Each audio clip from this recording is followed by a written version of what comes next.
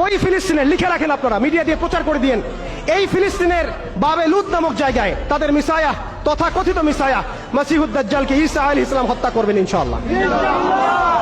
পৃথিবীর কোন শক্তি, কোন ন্যাটো, কোন ইউনাইটেড নেশনস, কোন ইউরোপিয়ান ইউনিয়ন, কোন IMF, কোন ওয়ার্ল্ড ব্যাংক, কোন সাম্রাজ্যবাদী শক্তি এই ভবিষ্যৎবাণীকে ঠেকাতে পারবে ইনশাআল্লাহ।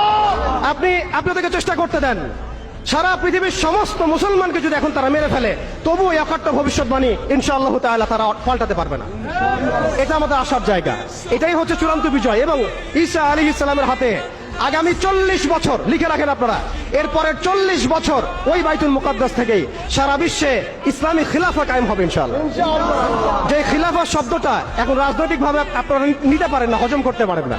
আমি জানি আপনারা জানেন না, অনেকেই এটা অজ্ঞতার কারণেও হতে পারে, তারা হয়তো জানেন না, আমরা জানাতে এসেছি।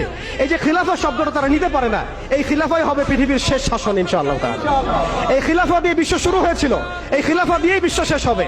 ঈসা আলাইহিস সালাম 40 বছর ওই জেরুজালেম থেকেই এই বিশ্বকে শাসন করবেন ইনশাআল্লাহ তাআলা। এটা লেখা হয়ে গেছে কুদিয়াল আমর, এটা কেউ চেঞ্জ করতে পারবে না।